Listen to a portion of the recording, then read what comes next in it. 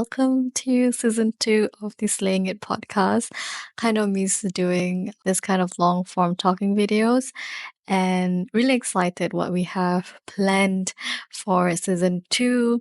We're going to start with the side hustle summer, where the whole of June we're going to talk about how you can have an idea, try out, figure out what kind of business you want to launch and experiment, and eventually have a framework to figure out how to navigate this new venture. And this is perfect for people who are new to business and they don't want to complicate all of those stuff. You want to have a simple framework that you can start with. And yeah, so stay tuned for all the episodes. And today's episode called the Side Hustle Smackdown. And we're going to compare the pros and cons between a product-based business and a service-based business. And is it possible to do both when you're just starting out? And if in this summer you're planning to launch something and actually deep dive into what kind of business you can start with, that this episode is perfect for you. Let's get down to the basics, right? What is a service-based business? Or what is a product-based business? And product-based businesses, there is the e-commerce side of things where you have to create a product and have those logistics, and then you sell those products, physical products, and then you have the digital products, which is one of my favorite products to sell. Because you don't have to deal with logistics and stuff. You can just sell it as much as you can without thinking about where you're going to put these things, because it's just digital products. So digital products can be, templates and books and books. Thing you can think of that you can actually sell it almost virtually, and that is your digital products. Whereas product-based businesses can be, I would say baking business is considered product-based business. Like, you're in the food industry, you're selling products, right? Even though it's under like F&B services. Yeah. And you have a jewelry business, you have a clothing business, candle business, all of these are considered product-based businesses. So service-based businesses, usually you will use your skills and expertise to help your clients.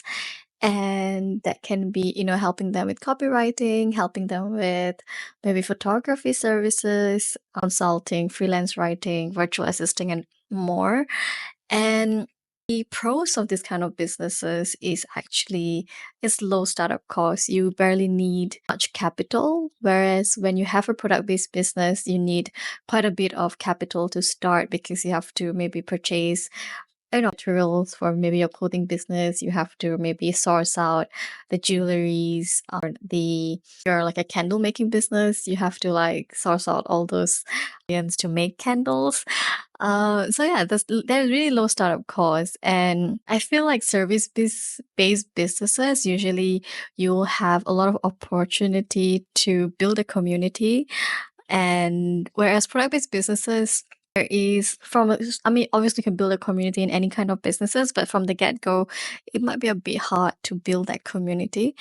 And I feel like beginning of service-based business, usually your number of hours will be tied to services that you're gonna provide, like the hours you're gonna work, because usually you will tend to maybe package it in like an hourly basis, and slowly, obviously, you can make it like expand it and scale it, and that's a different level. But if you're just starting out, that's what I would say for service-based businesses, like the few pros and cons of it.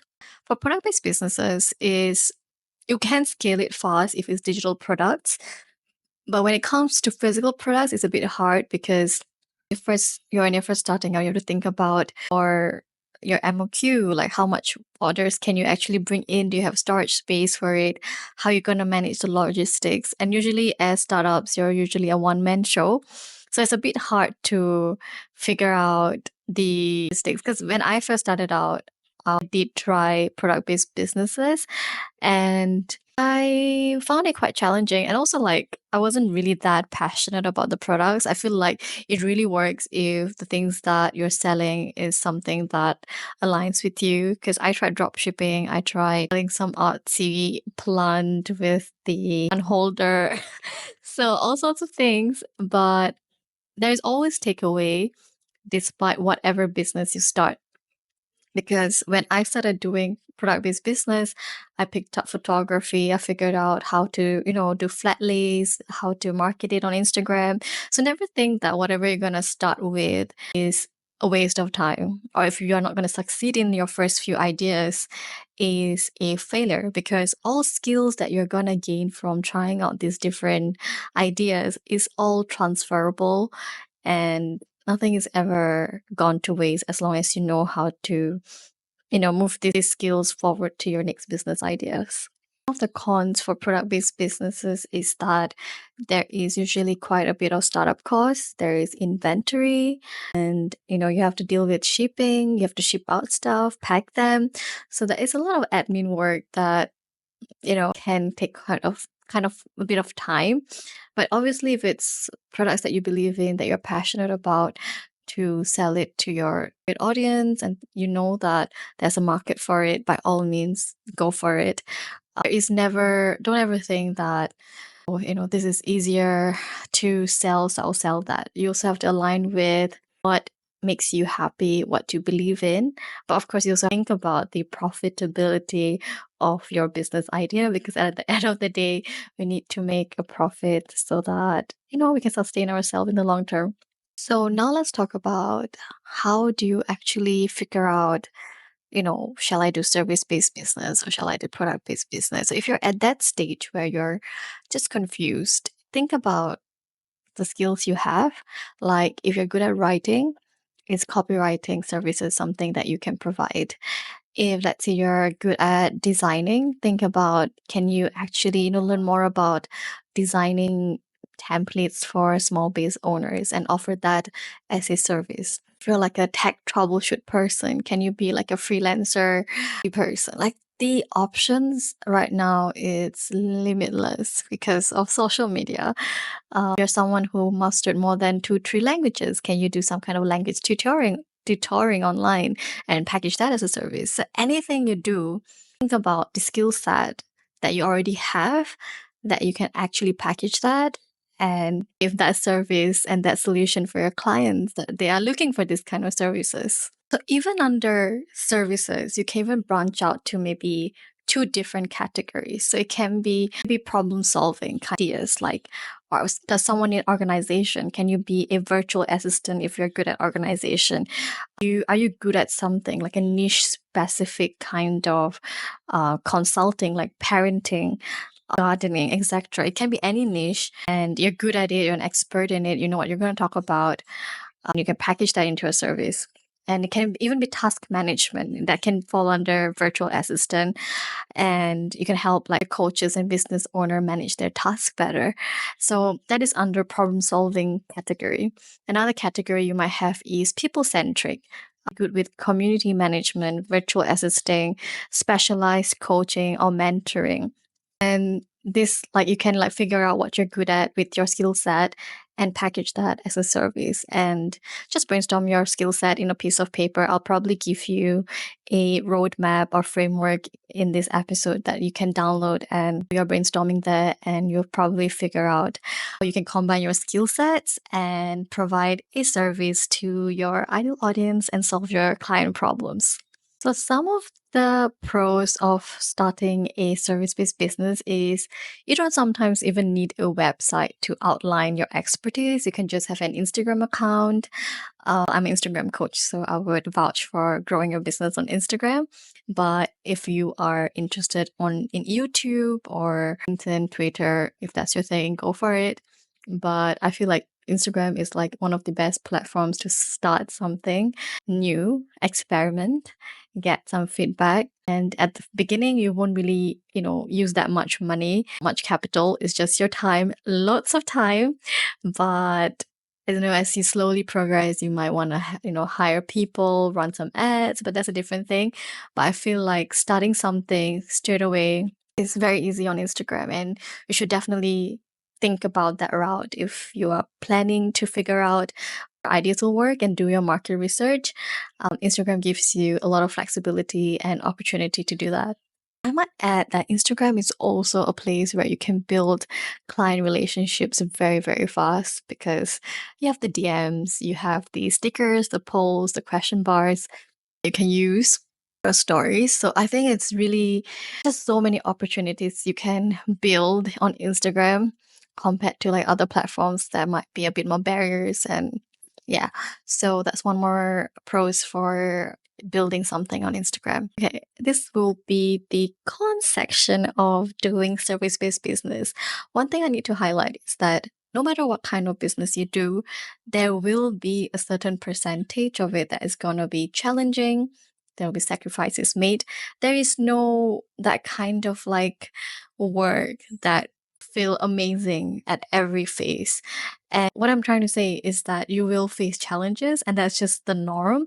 You shouldn't be like, oh my God, why is it so hard? Because it's supposed to be a little bit hard.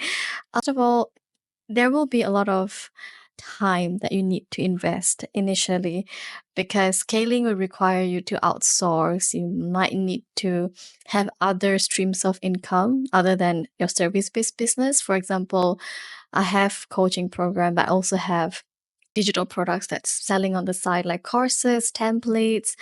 I have like made my knowledge into digital products that can be sold on autopilot, and at the same time I'm also offering one-to-one services. So that's what I mean, that at the end of the day, initial process might feel like you're putting in lots of hours, but don't feel discouraged by that. That is just the norm.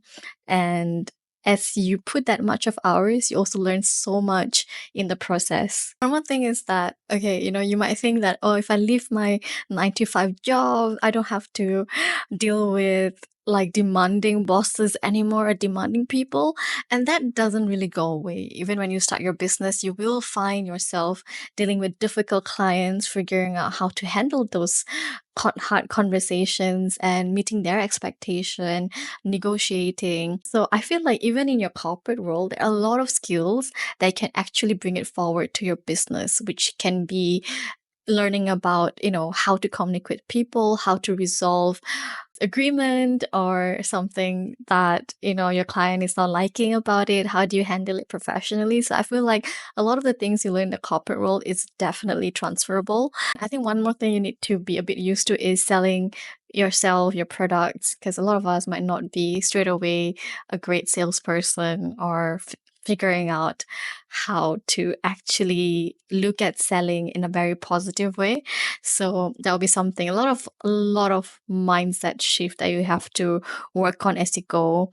And it's never like, oh, I'll just launch myself one time and that's it. You have to launch yourself multiple times with multiple offers and ideas and see what clicks with your ideal audience. And for physical products, like I feel like I said, it's like jewelry and candles and all of that. You need inventory, you need a place to put all of this, the logistics, the shipping. But let's shift it to more to digital products because that's what I vouch for. You can easily scale that on autopilot as long as you have built something or created something that your audience love. And it's not like the moment you launch, people will buy it. You might have to like tweak and figure out what your audience might like. And the best thing is you can have an hybrid model. So you might have a service alongside with the digital products. And also for businesses that sells, let's say, jewelry, products and stuff, think about, is there something like your knowledge that you have about your business? Can you actually turn that into a digital product? Because it's worth a try to see if you can productize, you can market your knowledge and package that into a product, because having multiple source of income is still an ideal way to go forward, and constantly experimenting. Never limit yourself into the idea that I'm just going to sell one thing and that's the end. Continue exploring different ideas and launching them throughout the years. And you'll have fun that way because you won't feel bored with just one thing. I think there is also one more challenge with product-based businesses is that it's a bit harder to stand out. So let's say you're a jewelry business or you're a baking business, food industry, all this clothing industry, health industry. It's a bit hard to nail a specific angle. I won't say niche because I don't really believe in niching down completely when you're starting out. It's good to a bit general with your offerings and your products. And then you can narrow down on your services and the products that you're going to sell.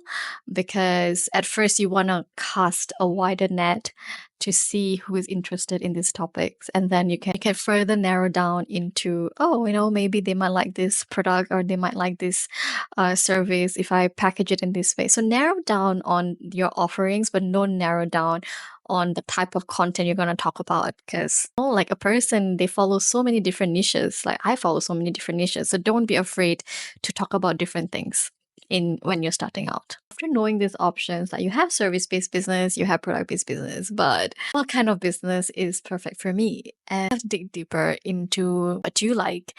Do you like a lot of client interactions? Do you like, to work on product creation? Do you have the means to invest in an inventory? So really think about what you can bring on the table and be honest with the process. Think in 5 years' time, 10 years' time, are you more inclined to growing a big business and scaling to, I don't know, having a 50 employee kind of business?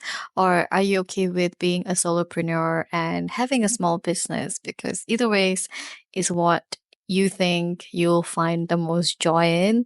And that is also aligned with the products and services you're going to provide, because every kind of framework is different. For example, personally, I do prefer the flexibility of not being stationed in a particular place, so like freedom of location, freedom of time. These are like two of my main priorities. So even though I do offer my services like photography, that is dependent on which country I'm at. Really, like the two countries that I go back and forth is UK and Singapore. So wherever I'm at, that is available where I'm offering that. But otherwise, everything else is location independent, and I decide the time. That being said, you shouldn't hold off trying out and experimenting because you're not sure. Sometimes the best way to be sure is testing the market. So think about, can you realistically reach your income goals with a service model, or does the product you envision have a large enough market to be worth the investment? And this is where you need to do your market research. One of the most important thing that you need to do before even investing time. But don't spend so long. Just market research as you launch, as you go, get your feedback. So say that, your product business and you're planning to launch a product or create a product, do some product research. Think about, are these products like similarly sold somewhere else? Like what's the competition like? Could you offer something unique or with a tweak? Or can you find even reliable suppliers in the long terms, because you do not want to launch something that in the long run isn't that great, and that might, business be tainted with faulty products. And if it's a service-based product that you're going for, do service research. What problems are people in your niche desperate to solve? How do others package similar services? And how can you actually stand out? So also think about what realistic rates can you charge when you're starting out. So these are like a few pointers that you can think about when navigating the market research realm. The key thing is, do not overthink the process. Keep it simple. Do the bare minimum at the start and get your answers as you go. So far you have considered the type of business models that you want to try out. You have assessed your strengths. You also have researched the market. So what next? At this point, you have already launched your business on Instagram. You have already have several content that you posted. You have talked to different people via DMs and figure out that, okay, this is something I can scale. Now you have to think about growth. How easily can you meet increased demand? And, do you need to outsource any services or revamp any product production? And you also have to think about passion versus profit. Can you find a balance between what you love and what the market actually needs? And there's always the hybrid option. Like, don't forget, you could always combine services and products. And for example, I offer coaching alongside with a course or create an exclusive item for my clients. Like my Etsy shop, I have Canva templates that I share with my audience. And so far, they're loving it. So be creative with whatever business model you choose for yourself. So, like I say, to help you work through this decision, I have created a framework kind of worksheet that you can brainstorm in. It will be in the link in the bio, or if you're watching this on Spotify, it will be in the description below. Just remember that the right side hustle doesn't exist, okay? It's the one that excites you, that brings you joy, but at the same time, it aligns with your skills and has the potential to meet your financial goals. And it's also something that your clients and customers loves. So get ready, because in the next episode, we'll dig into creating a profit focused plan to launch your chosen path. And I know if this episode was helpful in at least figuring out what kind of models to choose and like a starting point or where do you even start. And if you enjoyed it, please leave a feedback for me and review, like do the episode and let me know what you would like me to talk about more, because I'm very passionate about helping all the solopreneur businesswomen out there who are especially looking into launching something on Instagram. And that's where my expertise is. So, yeah, that's about it for now. I shall see you guys in the next one. Bye.